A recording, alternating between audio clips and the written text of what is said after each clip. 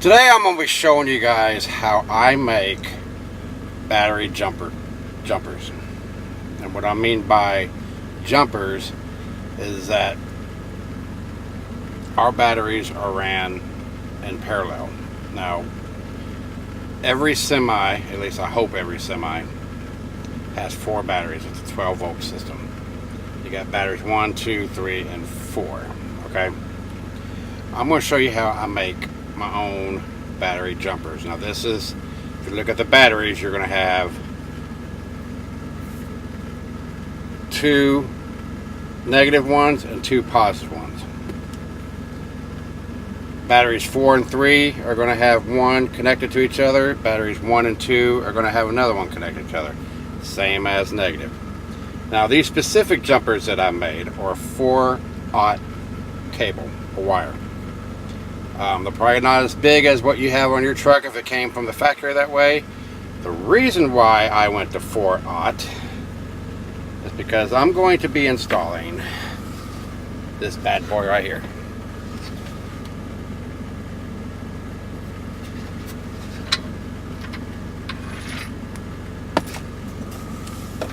$3,500 pure sine wave inverter.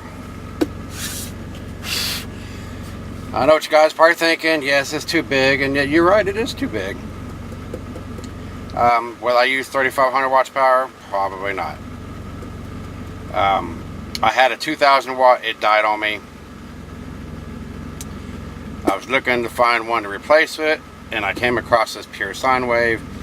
It was cheap on eBay. I got it for $327. So I decided to get it. And it has, this is another feature why I got it. I can hardwire outlets into my truck using this right here. And it came with a remote. So anyway, that's why my jumpers are 4/0 wire. Now, I believe the standard size for trucks are 2/0 wire, maybe 1. It's either 1 or 4/0 or somewhere in between. I'm not sure. But regardless of what size, the principle and how you make these is the same. And I'm going to show you how to do it. Alright. Let's see. These are the parts that you're going to need to make battery cables. It's the same way, it doesn't matter what size wire. I'm using 4/0 wire because I'm installing a really big inverter. So I want to replace my battery jumpers with 4/0 wire. Now this is what I'm going to show you how to make. I've already made one. This is one of the ground, a negative jumpers. It's going to connect to one battery to the other. It's going to connect, let's just say, the batteries from left to right, 1, 2, 3, and 4. This one's going to connect 4 and 3. The second one's going to connect 1 and 2. And then we'll make 2 positive ones that connect 4 and 3, and 2 and 1. I'm also going to be connecting my 400 amp fuse block to my 250 amp circuit breaker. So it'll be a short cable connecting the two. So the way it's going to go, it's going to come from my inverter into one side. Then a short cable is going to connect to the circuit breaker. And then the other side is going to go to the battery. So the things that you're going to need is wire. Now, I've already cut it the size that I want. But this is what the cable looks like. 4/0 cable. I got it in black.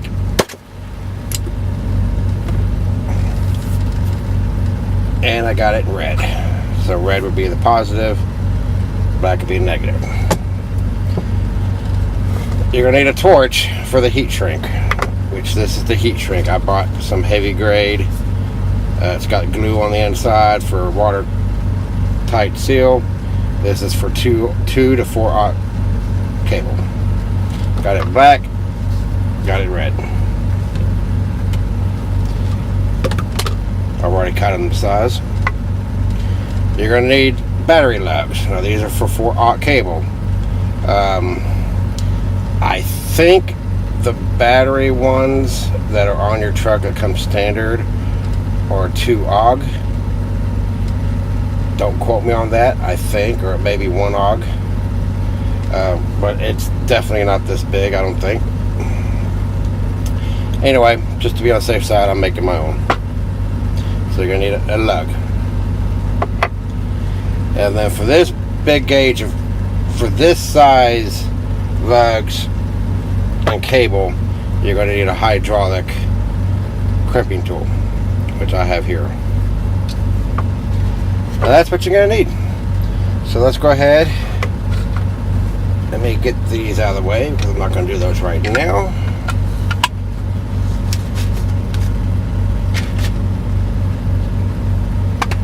I'll do that afterwards.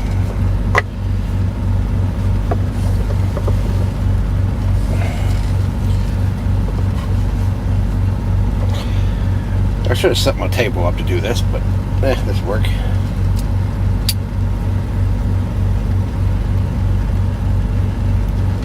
So what you're going to do, you got to cut off the end so you can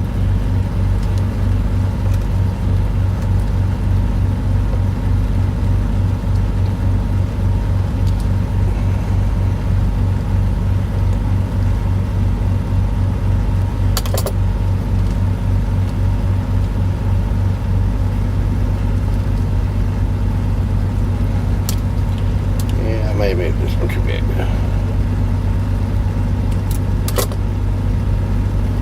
Well, that's okay.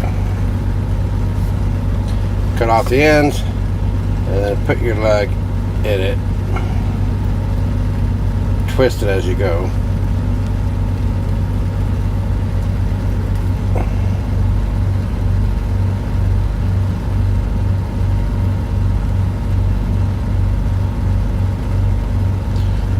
Yeah, made too big. Alright, let's try this again. That last one I did, I made this part too long, so I had to redo it, and I forgot to start recording. So I'm going to show you on the positive cables that I made. Anyway, I already cut them the size, and then you take your lug and you put it in there and you twist it so it's nice in there, flush, like that.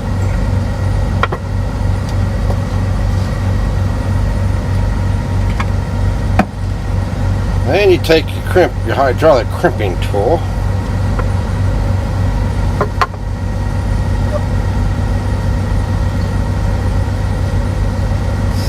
stick it in there like that, and you want to get it flushed.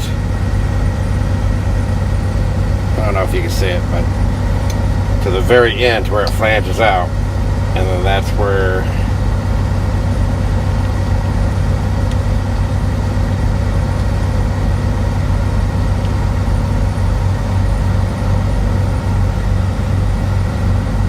and hold the wire, then just squeeze the handle to where it locks in. Just it gets hard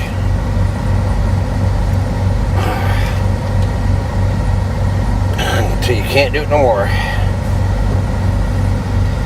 Then release the pressure,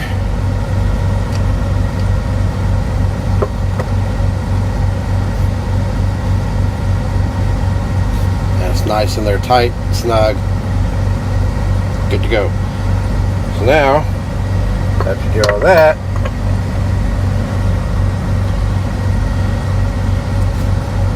take a heat shrink, put it over it.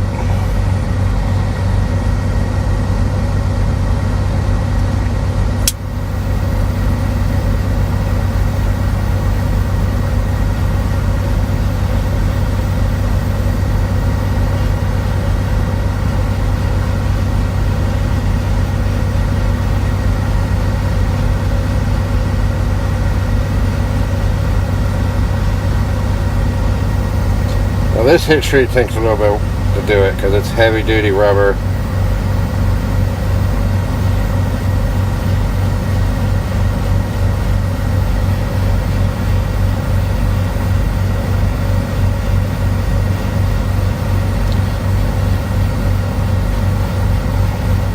You always start in the center and work your way back.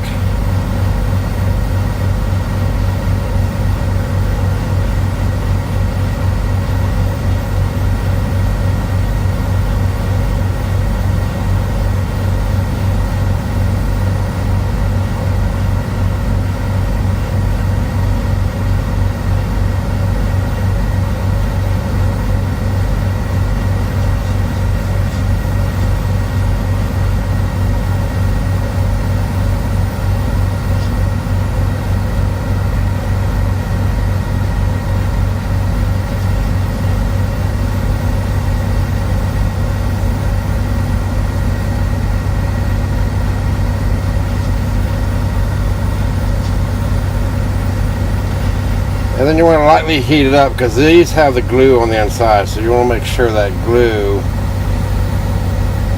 melts and creates that watertight seal. So I'm just going over it.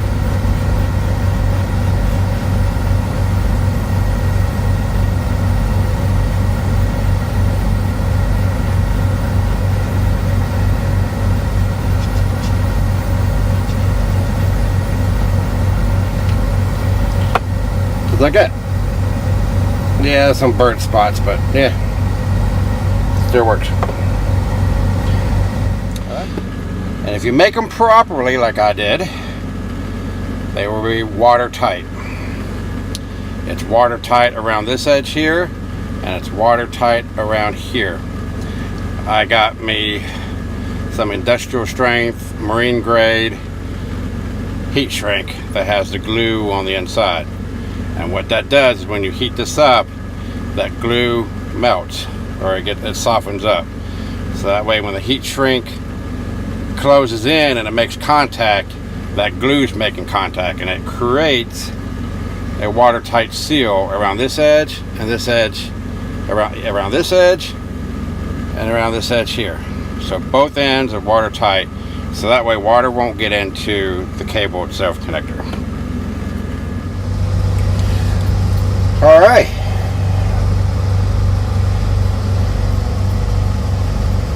Got my jumper cables, or my jumpers made for my batteries. 2 positive, 2 negative. With 4/0 cable and lugs on it with the 3/8 diameter, so it'll fit on my battery studs. And then I ran into an issue on this thing. Now, this side goes to the battery. This side goes out to whatever, you know, that goes to my inverter, this goes to my battery. This is my 400 amp fuse. This is my short cable to connect to this. Here's my dilemma. Won't fit on there because this stud is too small. So what I had to do is I had to order 4/0 lugs with 5/16 hole that will fit, and then I can put it on. So basically I made this cable too long, I think, in my opinion, so I'm gonna cut it off and make it shorter.